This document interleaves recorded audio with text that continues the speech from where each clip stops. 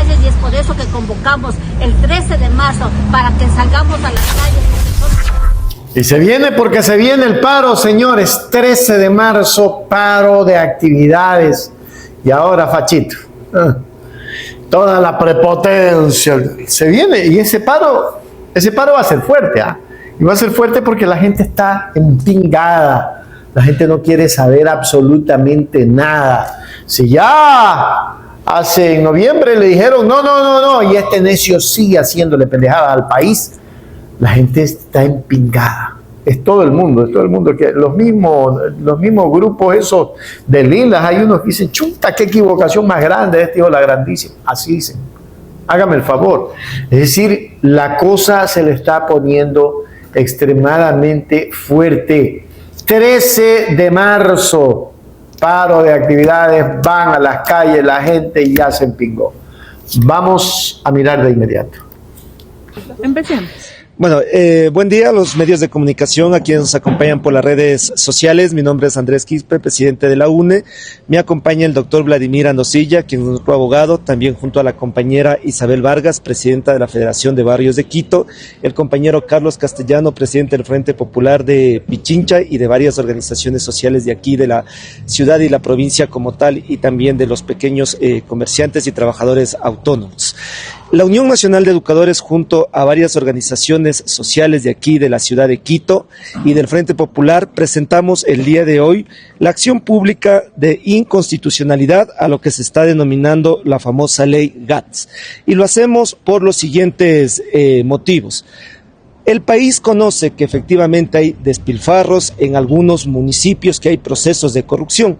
Sin embargo, lo que ha hecho la Asamblea Nacional y el Ejecutivo es armar un proyecto de ley punitivo que al final de cuentas lo que dice que sirve para, entre comillas, controlar a ciertos municipios, lo que va a pasar es que ese castigo va a ser trasladado a las personas adultas mayores, a los niños y niñas, es decir, a la ciudadanía en general. En la práctica, quien va a pagar los platos rotos por esta ley GAT es la gente, y serán los pueblos, la gente pobre. ¿Por qué? Miren ustedes, está de forma muy clara determinado en este proyecto, y es lo que no se señala, que se van a suprimir algunos rubros. Por favor, que se van a suprimir algunos rubros. Por ejemplo, nosotros conocemos que los presupuestos están conformados por lo que se conoce como partidas, y la partida número 71 y 78, que de forma muy clara señala que financia programas de capacitación o proyectos sociales, ya no constan estos rubros. Los municipios tendrán que llegar o al 70% respectivamente o al 30% para que puedan recibir dineros económicos para proyectos sociales. ¿Cuáles son los proyectos sociales? En el caso de Quito, lo que se conoce para nuestros abuelos o abuelas, 60 y piquito. O lo más fuerte, los centros de desarrollo infantil, es decir, la educación inicial está sumamente amenazada porque se está eliminando el pago para los profesores. Hoy que nos hablan desde la vicepresidencia que hay un programa para evitar que los niños y las niñas dejen de ser reclutadas por el narcotráfico o los distintos contextos de violencia, resulta también que cuando se está eliminando el financiamiento a programas sociales, se va a dejar de lado precisamente todo lo que significa prevención de violencias, casas de acogida, escuelas de fútbol. Eso es lo que no se está señalando. En ninguna parte de la ley, que se escuche bien, en ninguna parte de la ley o las reformas al COTAD hay un articulado que señale que está prohibido las farras o las entregas de muñeco del presidente, como lo hizo una prefecta, y de lo cual no se dice nada. Lo único que está establecido en la ley es el puente para recortar aproximadamente $1,000 millones que va a ser destinado para el pago de la deuda externa, porque eso es lo que buscan. Si antes proyectaron un presupuesto de más de $3,600 millones a ser entregados a los GAT, lo que buscan precisamente es ya no llegar a ese monto, sino recortar aproximadamente $1,000 millones para destinarlo al pago de la deuda externa. Presidente y Asamblea, ¿cuál es la emergencia para haber declarado esta ley como proyecto urgente? ¿Cuál es la emergencia? Sí, estamos en estado de excepción, pero los recursos económicos que buscan quitarles a los gobiernos locales y a las políticas de desarrollo social no va a ser destinado a infraestructura. Un gobierno que no hace obras resulta que le pide a los gobiernos locales que hagan obras. Los dos sectores tienen que hacer obras en educación, en salud, entregar medicinas, destinar programas sociales, pero ni el gobierno central realiza obras y los pocos municipios o prefecturas que tienen programas sociales hoy se verán ahorcados en una asfixia económica, por lo cual desde la Unión Nacional de Educadores estamos presentando una acción pública de inconstitucionalidad junto a la Federación de Barrios de Quito, el Frente Popular de Pichincha, porque estamos defendiendo los recursos de la gente. No estamos defendiendo los recursos de ningún alcalde o prefecto o prefecta que despilfarra. Los recursos son de los ecuatorianos, así lo dice la Constitución. Y los municipios y las prefecturas se financian con recursos permanentes y no permanentes. Permanentes, impuestos, tasas, entre otros, que lo paga la gente. No permanentes, petróleo, que la Constitución señala radica en el pueblo ecuatoriano. Eso es lo que estamos haciendo, defender el dinero de los ecuatorianos que tiene que ser transformado en programas sociales. Y claro que queremos obras, pero las obras no tienen que ser una cortina de humo para recortar los programas sociales. Es por eso que invitamos a la Corte Constitucional a hacer respetar lo que dice la Carta Magna. El Ecuador es un Estado de Derecho, pero ese Estado de Derecho va de la mano de la política fiscal, es decir, necesita recursos para que se ejecuten los derechos de niños, niñas, personas de la tercera edad, mujeres, familias que están en contextos de violencia y que precisamente hoy corren riesgo al no tener financiamiento en los próximos días los programas sociales. Quiero dejar en una sola palabra a nuestro abogado, inmediatamente a nuestra compañera Isabel Vargas y al compañero Carlos Castellano.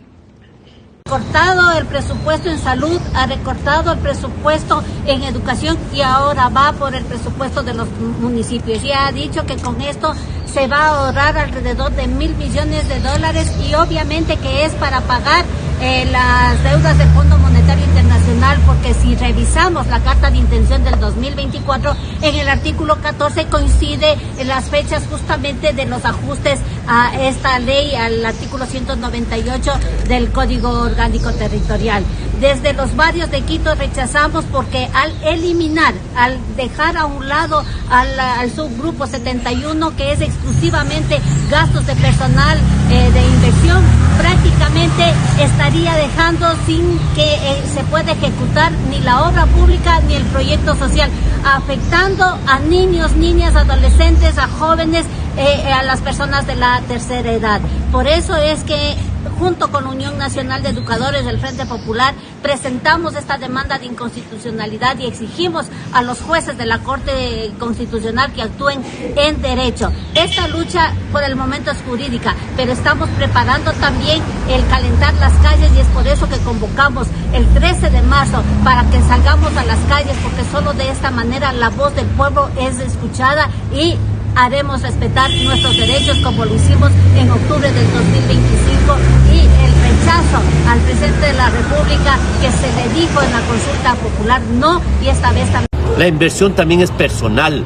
Si no hay personal, no hay quien pueda atender a las personas de la tercera edad en los programas de 60 y piquito. Si no hay personal, no puede haber promotores culturales en los barrios, en las casas Somos. Si no hay personal, no puede haber docentes en las materias extracurriculares en la educación municipal. Si no hay personal, no se puede atender los programas de prevención del suicidio y de la violencia intrafamiliar. Todo ese personal pasaría a ser gasto corriente, lo que significaría es inflar la burocracia y por ende iniciarían procesos de recortes de personal, alineándose a lo dispuesto por el Fondo Monetario Internacional.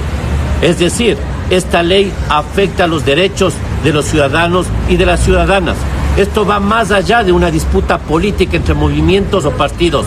Tiene que ver con los derechos de las personas, tiene que ver con lo que es principal para un gobierno seccional. Para un gobierno seccional la política social es lo principal y eso significa desarrollar proyectos que ayuden a desarrollar los derechos de las personas con discapacidad, de los niños, niñas y adolescentes, de las mujeres violentadas, de los adultos mayores. Es decir, el Estado ecuatoriano debería desarrollar una política que permita desarrollar esa política de protección frente a las grandes amenazas que tiene hoy el país.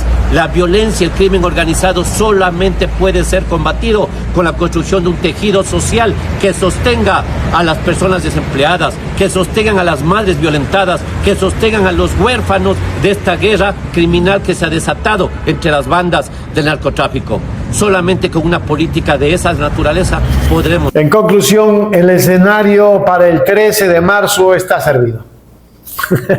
La convergencia de diversos sectores sociales, desde maestros y abogados hasta dirigentes barriales y campesinos, sugiere que el malestar ha superado las fronteras gremiales para convertirse en una demanda ciudadana colectiva. Mientras el gobierno defiende las reformas como medidas necesarias para la eficiencia administrativa, las calles se preparan para recordar que los números de un balance no pueden valer más que el bienestar de los sectores más desprotegidos. La historia reciente del Ecuador ha demostrado que las movilizaciones de marzo suelen marcar el ritmo político del resto del año, que quedaría por ver si el Ejecutivo optará por el diálogo o si la temperatura de las calles forzará un cambio de timón en la gestión del país.